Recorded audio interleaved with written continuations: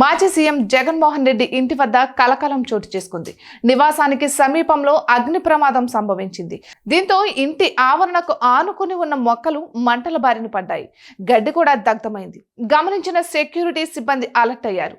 మంటలను ఆర్పేశారు. అయితే జగన్మోహన్ రెడ్డి ఇంటి సమీపంలో ఇటువంటి అవాంఛనీయ ఘటన జరగడం ఇది మూడోసారి. గతంలో లడ్డూ వివాదం నేపథ్యంలో ఇటువంటి ఘటనే జరిగింది. ఇక బీజేపీ యువ నాయకులు కార్యకర్తలు జగన్ నివాసాన్ని చుట్టుముట్టారు. ఇంట్లోకి వెళ్లేందుకు ప్రయత్నించారు. వైసీపీ కేంద్ర కార్యాలయంపై చెప్పులు కూడా వేశారు. జగన్ దిష్టి బొమ్మను కూడా దహనం చేశారు. అప్పట్లో ఈ ఘటన సంచలనం రేకెత్తించింది. అయితే తాజాగా జగన్మోహన్ రెడ్డి ఇంటి సమీపంలో అగ్ని ప్రమాదం సంభవించడం పలు అనుమానాలకు తావిస్తోంది. మంటలు చెలరేగిన వెంటనే సెక్యూరిటీ సిబ్బంది అప్రమత్తమయ్యారు.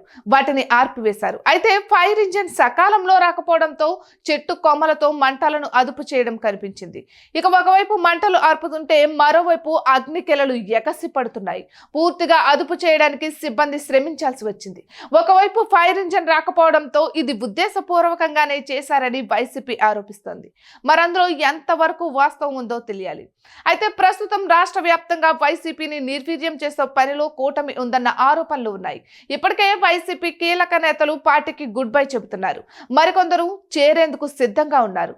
ఇక ఇటీవల జరిగిన మున్సిపల్ ఉప ఎన్నికల్లో సైతం కూటమి విధ్వంసం సృష్టించిందన్న ఆరోపణలు ఉన్నాయి. ఈ తరుణంలోనే జగన్మోహన్ రెడ్డి ఇంటి వద్ద అగ్ని ప్రమాదం రూపంలో కలకలం చోటు చేసుకుంది.